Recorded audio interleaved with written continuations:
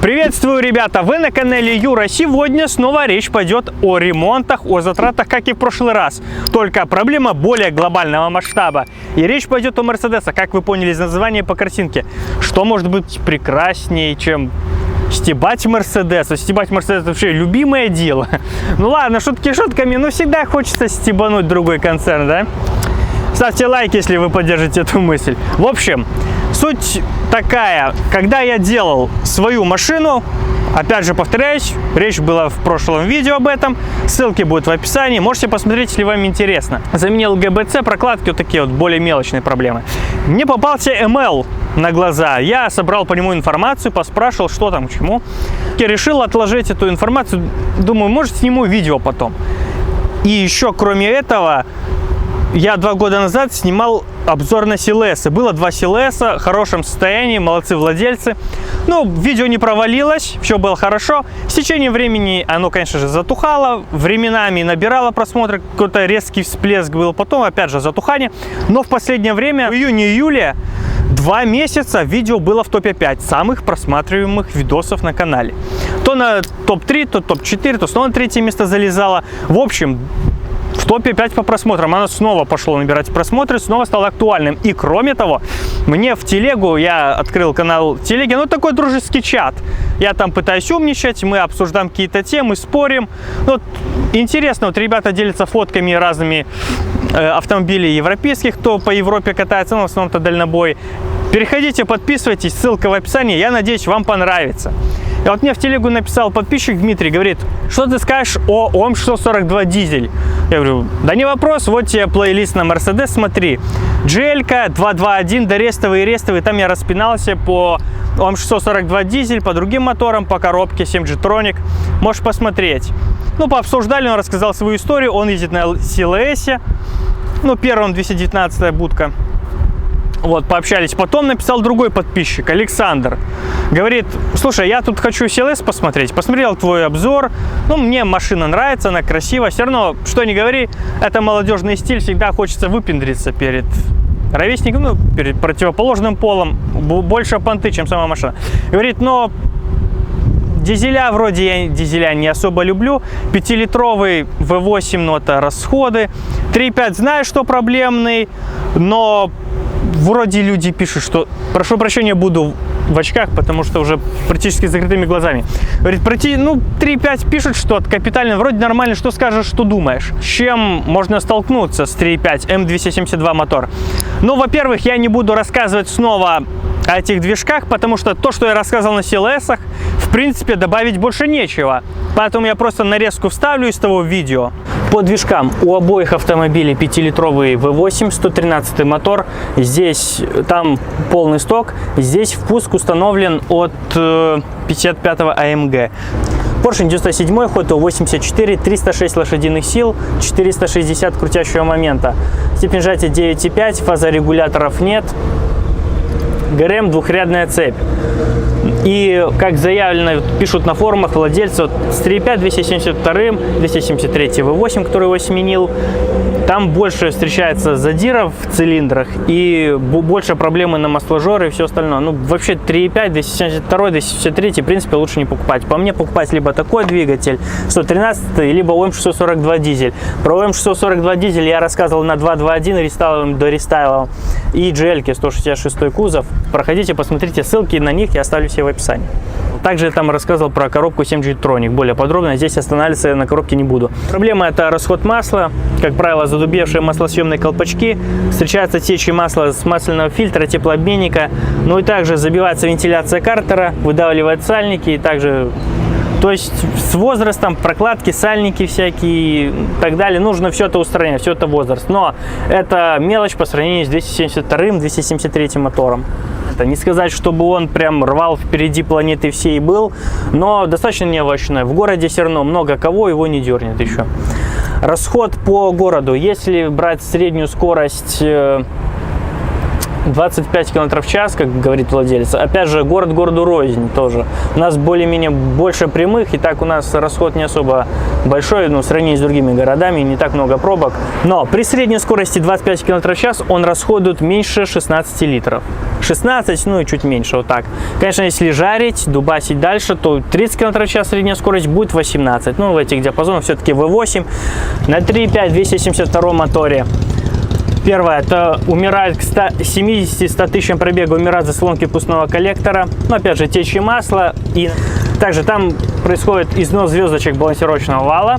Надо снимать двигатель, разбирать, менять полностью весь комплект ГРМ. Эти звездочки, короче, полный геморрой. И стоимость этих работ гораздо выше. На 273 моторе V8 там нету балансировочного вала, но там промежуточная шестерня установлена для этих же целей. Снимать мотор не нужно, но такой же регламент работ там тоже необходим. И учитывая стоимость этих работ, в принципе, возраст автомобиля, количество проблем, то есть, ну, 3.5, в принципе, ну, покупать не стоит с рациональной точки зрения. Если вы фанаты, вы будете, уже покупая сознательно, понимаете, что вы будете капиталить, восстанавливать, тогда можно. Но по-нормальному лучше покупать либо 113 мотор, либо ОМ642 дизель. Некоторые боятся дизелей, турбины, вот многие, турбина, все, боишься. Почему? Ну, там турбина. Ну и что турбина, что из этого? Ну, это турбина. Вот у людей, видимо, страх это сразу гонит, когда они слышат это слово, они сразу в панику, в страх бросаются, турбина.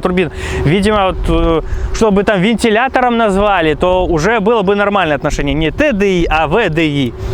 Хотя люди увидят букву В, подумают, что водород или водный дизель, интеркулер, будут бояться еще больше. А второе, самое главное, это затраты на обслуживание и то, что вас ждет. Машины не новые, они уже в годах. Вот CLS 219 будки, он производился 2004-2008 был рестайл по 2011 год. Также и ML 164, который вот я встретил, уже в разобранном виде. И они также производились в конце 4-5 год, также в 8 рестайл, и до 2011 года находились в производстве. По ценам, сразу же по ценам, чтобы понимать, сколько машина стоит, и потом по вложениям, когда будем об этом разговаривать, так скажем. В общем, CLS, самый дешевый CLS, я брал и ML-ки, и CLS с начала по конец, то есть и дорест, и рест, полностью, все года производства. Самый дешевый CLS был 7200, 7000 долларов 200, ну, 7200. Самый дорогой 14500, 14800 и один дизельный был там за 18200, вот так. Ну, в общем, 14,5, от 7 до 14, вот так. 25 машин было всего CLS. ML чуть, конечно, побольше, 107. И ML начинались от 6700, самый дешевый с 3,5 по классике, самый дорогой 22-23 тысячи долларов дизеля. Бензин в основном 15-16 до 17 вот так стояли. Ну, некоторые пишут, что идеал там один за 19, по-моему, стоял. Ну, вот так вот. То есть примерно цены одинаковые относительно. М272 V6, алюминиевый блок, силуминовое покрытие, двухроликовая цепь, как пишут, двойная роликовая цепь. В 2010 году вышел М276. Там уже, как принято писать,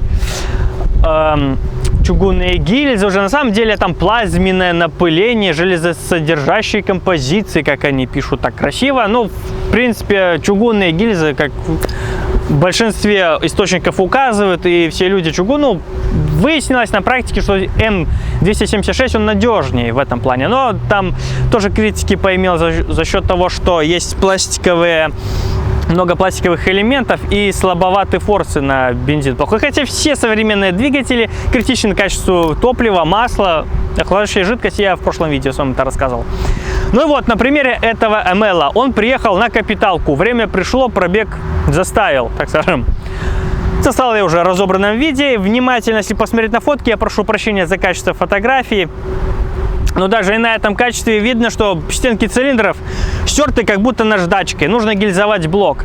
И теперь по стоимости сколько это все стоит. Я за работу цены не учитывал, потому что неизвестно, за какую сумму вам это все сделают. Я когда снимал свое видео про свой автомобиль, менял шестигранник масляного насоса, я там возмущался, орал то, что в 3 раза отличалась цена за работу. Поэтому это в одном городе. Неизвестно там, где вы меня смотрите. Может, у вас там Петя, Вася этим занимается, либо вы сами ремонтируете двигатели, и вам за работу сумма не нужна. Важные запчасти. И насчет запчастей и двигателя, забегая немного наперед, хочу сказать, и сейчас мы поговорим про цены на двигатель, хотя я вроде думаю сразу цены назову, чтобы было с чем сравнивать. В прошлом видео, немного отвлекаясь, я рассказывал про свой автомобиль, и в коммент мне залетело сообщение от подписчика, говорит: ой, Вак, вообще полная фигня, мягко говоря. Такие дорогие цены на двигатели. Хочу сказать то, что это видео снималось в июле и брались июльские цены. Там было непонятно, что не было поставок. И я принципиально столб не искал. Потому что некоторые утверждали тоже, в личку мне писали, что, мол, PSA дешевле по двигателям. Поясняю этот момент. Я искал ГБЦ. В одной конторе мне предложили столб за $2500. Да, не дешево, нифига. Но я искал ГБЦ, у них ГБЦ не было, я купил в другой конторе своей, мне привезли ГБЦ за $400, все в порядке, все нормально. Потом, после этого уже, как я собрал, катался и когда вот подготовился к съемкам и вот по имейлу искал, решил посмотреть и свой двигатель, сколько стоит. Ну, зашел на bumper.by, посмотрел на цены на столбы. На мой вот автомобиль столб стоит $700-800 тысяч. Может, та контора хотела обогатиться. Может, она, я не знаю, там... Ну, я не знаю, где она берет двигатель. Может, это был идеальный двигатель с минимальным пробегом, там вообще как новый. И поэтому за $2500 хотели толкануть. Сейчас они 2000 рублей, там 1400. Ну, вот 700, 800, 900, $1000. Вот так вот эти цены. Я думаю, фотки я повставляю. Вы сможете сами это все увидеть. В общем, цены вот такие на столб. Может, цены уравнялись, может, они подешевеют, может, немного подорожают. Но сейчас август 2022 года, и вот сейчас такие вот цены. И сразу же, как перед тем, как я начну уже говорить перечислять стоимость запчастей на капиталку 3.5 272, сразу я тоже хочу сказать, сколько стоят столбы на 3.5 на Mercedes. Вот, но опять же, с того же самого сайта, 3300, 3400, там $4000, 5, я тоже думаю, эти фотки буду все вставлять. Сможете посмотреть, убедиться. Конечно, все зависит от состояния, нужно по-нормальному смотреть. Насколько я знаю, там 14 дней дается на проверку, дефектовку этого, там, поиск нарушений, ну, поломок. Ну, это надо вести к официалам, чтобы они сделали заключение официально, ну, доказать, назад заберу, там, не устанавливая на автомобиль, неизвестно, как тебя поведет. То есть тоже много нюансов всяких при покупке столба. И неизвестно, какое состояние у него, какие стенки цилиндра, сколько он изношен, насколько вам его хватит. То есть тоже весьма все условно и рискованно. Поехали по ценам. Первое, конечно же, поршни. Нужно менять все поршни. Один поршень стоит 900 рублей. Вот смотрели цены в Минске. 900 рублей под заказ. $343 за поршень. То бишь за 6 получаем 2058. Не так уж и дешево, да? Но нашли в Польше за $120 за поршень, то бишь 720. Уже экономия в 1300. Дальше комплект колец. Я смотрел, ребята, и выписывал самые дешевые запчасти предлагаемые. Были дороже, на пару позиций где-то, а чаще всего не было вообще цен. Цену уточняйте, цену уточняйте. И те цены, которые вот указаны, нужно 15-20% прибавлять сверху, но рассчитывайте на 30 по большому счету, потому что они ориентировочные, неизвестно, сколько будет это стоить. Потому что все, конечно, покупается под заказ. $43 один комплект колец. Самый дешевый комплект, что я видел. $43 по курсу. Получаем $258, потому что нужно 6, разумеется. Вот, самое дешевое, напоминаю. Дальше, болты. $53. Вкладыши, маслосъемные колпачки, вкладыши $200, маслосъемные колпачки $65, комплект прокладок под ГБЦ $114. Нужно, разумеется, 2, умножаем на 2. Потом, самый дешевый комплект Грэма стоил $250, было 290 и 350 и больше, но тем не менее вот 350. Все под заказ, и в итоге получаем $1774. Но самое главное ведь, это гильзовка блока. С гильзовкой там разные цены указывались. В общем, если эти $1774 прибавить, среднее сколько попросили за гильзовку все 6 котлов, получаем $2500. $2500 именно, чтобы восстановить блок и собрать его. Ну, чтобы были материалы, то есть гильзовка, поршни, кольца, вкладыши, маслосъемные колпачки, чтобы и все прокладки. Получаем 2500. Да, если отойти в сторону, если уже такой комплекс работ, скажем так, замутить, нужно уже и опоры двигателя поменять. По-нормальному нужно влезть и в коробку, поменять там масло, ну, в зависимости, конечно, как вы обслуживали. Как бублик себя чувствует, промыть гидроблок, ну, по-нормальному весь комплекс работ уже сделать, чтобы на СТО уже не возвращаться. Вот, получается 2500. И плюс к этому нужно прибавить вот 15-20% стоимости, потому что, ну, неизвестно реальная стоимость запчастей. И самые дешевые ставить тоже не будешь. В общем, $2800–3000, вот так это все приближается, не считая работы. Вводя черту итого, получаем, что вот $3000 примерно на все про все нужно, плюс работа. Работу я не считал. Работа, ну, минимум $1000 рассчитывайте. За такой комплекс работ не менее $1000, а то и больше. Рассчитывайте даже на 1,5–2, потому что снять двигатель, разобрать всю морду, снять двигатель, разобрать его, собрать, поставить назад. Ну, 1500, а то и 2, да. И получаем 3 плюс 2, 5. Ну и столб покупать невыгодно, потому что вы уже откапиталите свой, вы будете хорошо знать его. И вам его точно уже 1100 хватит по-любому, а то и больше. Смотри, какие мастера, тоже нужно на криворуких не нарваться. Выгоднее сделать свой все-таки, чем покупать столб, потому что столб от 3,3 стоит, 4,5 и выше. Неизвестно, какое там состояние, все равно прокладки такие вот надо поменять. Что-то будет не хватать, ну, как я уже сказал, может, по электрике. То есть выгоднее все равно дешевле свой откапиталить. И столб неизвестно, сколько проходит, как долго его хватит вам. Поэтому, покупая CLS, даже вот по минимальной цене, 7200, 7500, вы практически столько же в него и топите, потому что 7500 и 5 это уже практически еще половина стоимости. Это еще, ну, не вся стоимость, но 75–80% вы топите еще сверху. Даже если вы покупаете самый дорогой CLS за 14500, якобы должен быть в идеале, все это же самое дорогое на рынке. Нифига, ребята, потому что все равно их закончили делать, ну, я про первую будку говорю, потому что про нее писали. Их закончили делать в 2011 году, то есть по-любому 11 и старше им уже. И с таким возрастом уже по-любому 200 у них пробег. Ну как ни крути 200, если, конечно, она не стояла в гараже у какого-нибудь ценителя, что навряд ли. Потому что ценитель за, ну, средний рынок, ну даже максимальный рынок за 14, ну, ценитель не отдаст за такие деньги такую машину. Если только обстоятельства. Но это тоже один из 1000 вариант. В основном основная масса такая. То есть за 7, за 10, за 12, за 15 вы купите, по-любому вам нужно будет лезть. Я про 3,5 сейчас. Если вы с 3,5 купите, по-любому нужно лезть в него. Будет. Не сегодня, то завтра. Все равно эта проблема вас ждет. Неизвестно как быстро, но ждет.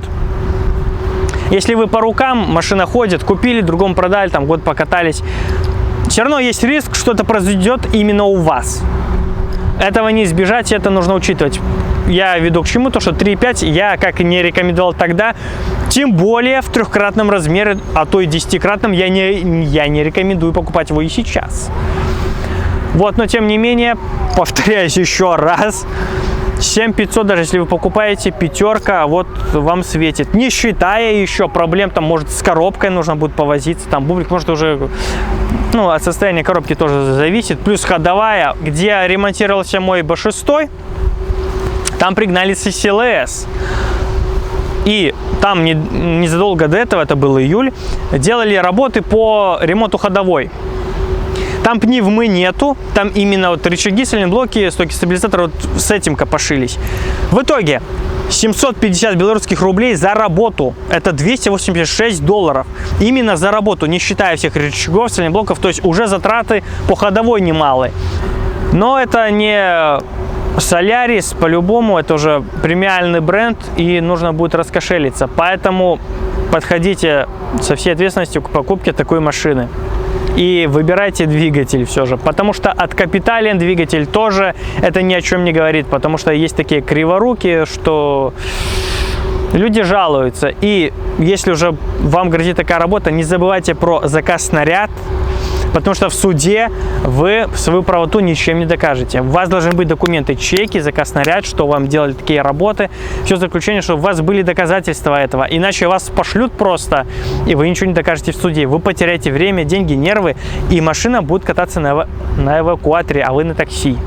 113, конечно, тоже все зависит от возраста, от пробега, от состояния в целом автомобиля, но таких проблем адских, как с 272-м, там нет.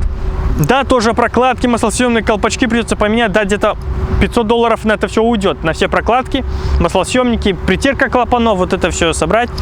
Да, но не такие колоссальные, не 2, не 3 тысячи долларов, но опять же все от состояния зависит. Итак, мы продвинулись к финалу. В общем, сумма есть, затраты есть над чем подумать, особенно если вы владелец Мерседеса. Спасибо большое за внимание. Смотрите наши предыдущие видео по Мерседесу, ссылка есть в описании. Подписывайтесь в соцсети, подписывайтесь на канал, нажимайте колокольчик, чтобы ничего не пропустить. Доброй вам ночи, счастливо!